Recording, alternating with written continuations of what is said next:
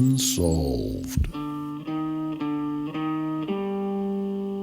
The JonBenet Ramsey case.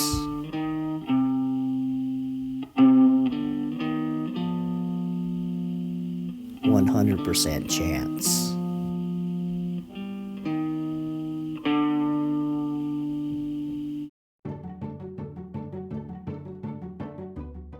The state of Colorado. Jeffco Airport. Pasta J's Restaurant. Axis Graphics. John and Patsy Ramsey's home. And JonBenet Ramsey, the child beauty pageant winner. We know that an unknown male's DNA was found in a blood drop of JonBenet's on her underwear. And years later, that same DNA profile was found on the exterior waistband of JonBenet's long underwear. And a high-tech boot print was found next to JonBenet's body in the so-called wine cellar in the basement. And there was this open window in the so-called train room that had the scuff mark on the wall and a suitcase flush up against the wall. It was moved later by Fleet White to be perpendicular with the wall.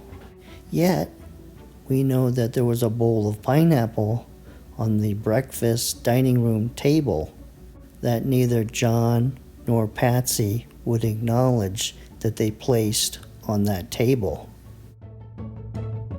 Here's a look at 755 15th Street in Boulder at John and Patsy Ramsey's house several days after the murder of their daughter.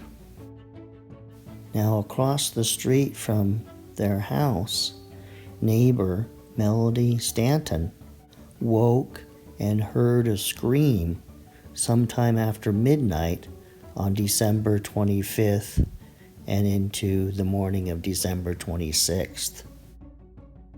Also, the neighbor Diane Brumfitt, just south of the Ramseys' house, noticed something unusual, that the light on the southeast corner of the Ramseys' house wasn't on that night when it normally is on all of the time.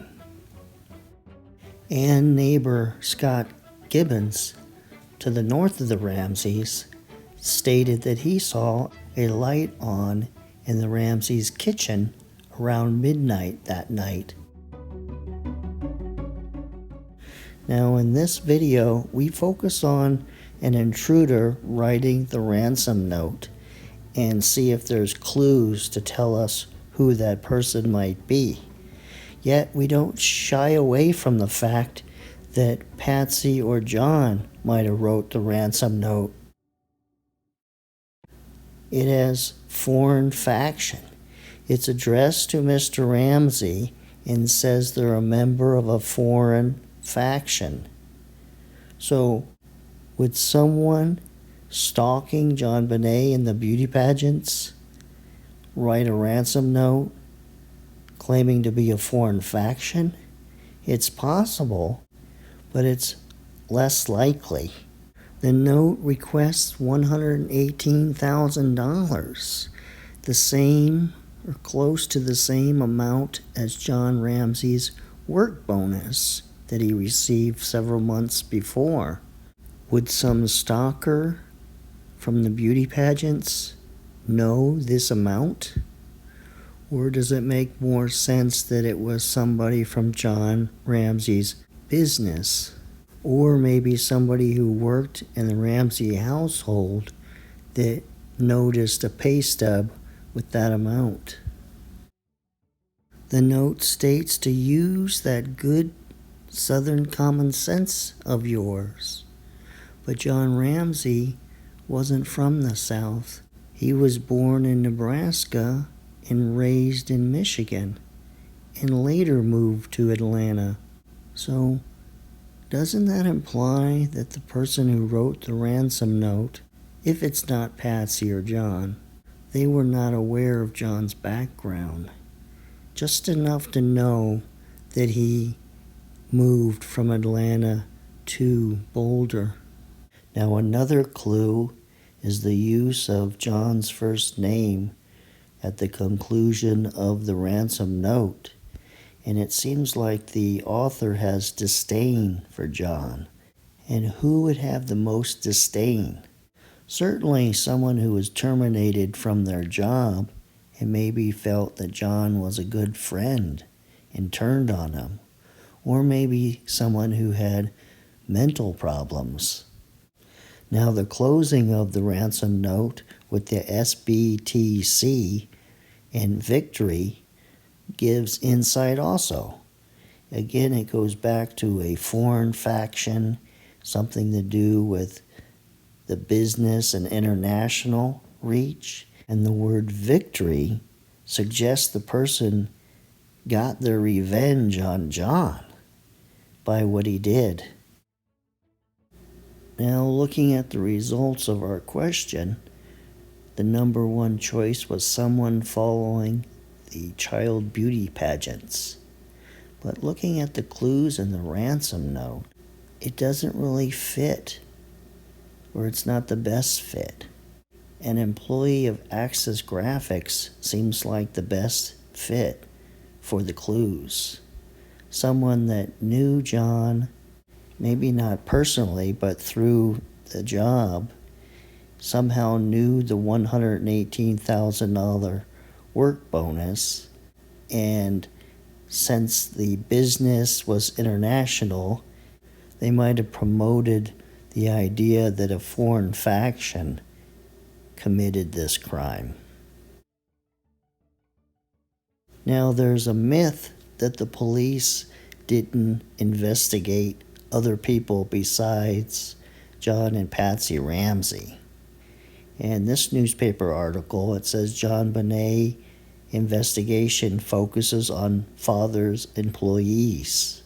And so they looked at different people. Now, one person was the smoking man.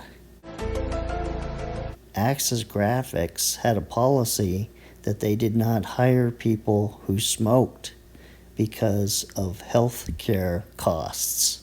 So this one gentleman lied on his job application and was hired by Axis Graphics, and he was outed as a smoker during his lunch break one day, and he was fired. And he was angry that he was fired, and he filed a lawsuit. And the identity of the smoking man at Axis Graphics is Paul Shearer, age 54, and he reached a settlement with the company, but still was angry and disgruntled. Now, I didn't find any information that he had a criminal record or that he even moved away from the area. I did find a few articles like this one about the smoking lawsuit.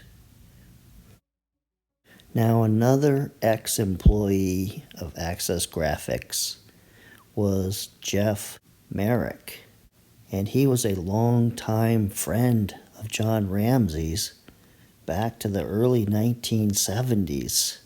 And he was hired around 1992, moved to the area, and then they had troubles with him, and he was let go in early 1996.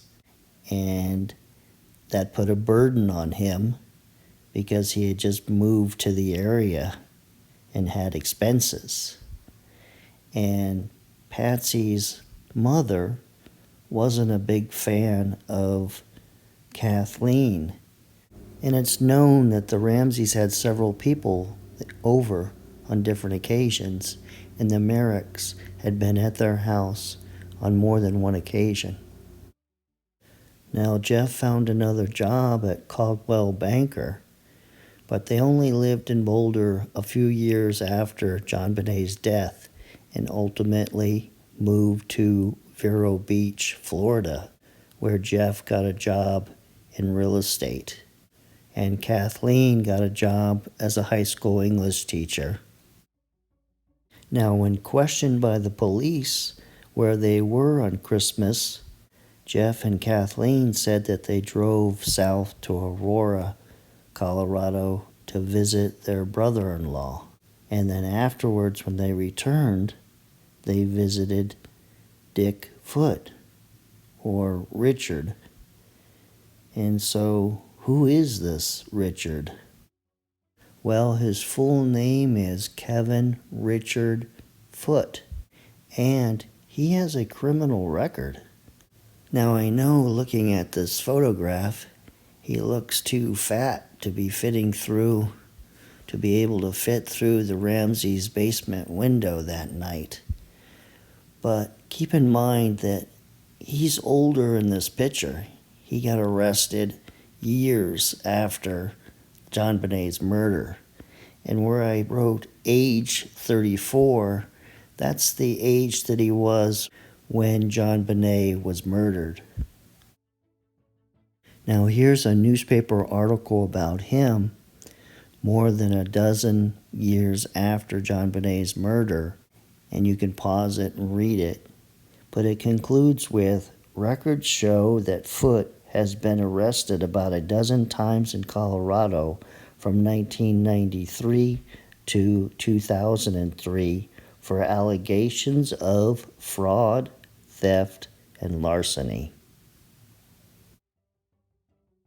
Now, one theory is that it was a Jefferson County Airport security employee because on Christmas afternoon, John Ramsey went down to the airport and worked on his plane and left.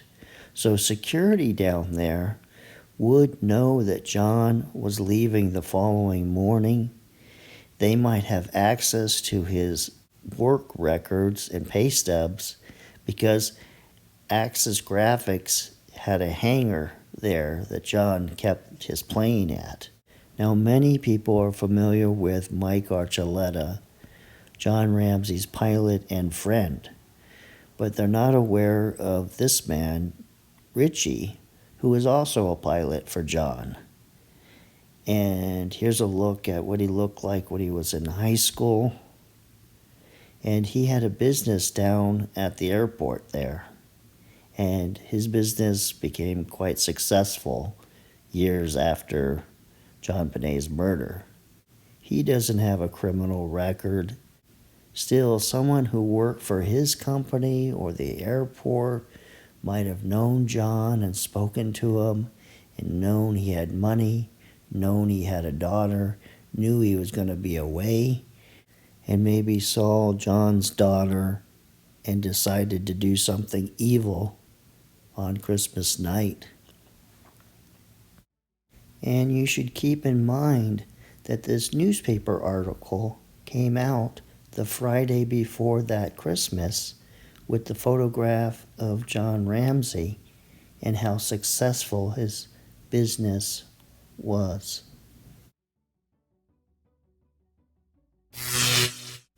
Please subscribe to my channel. Thank you.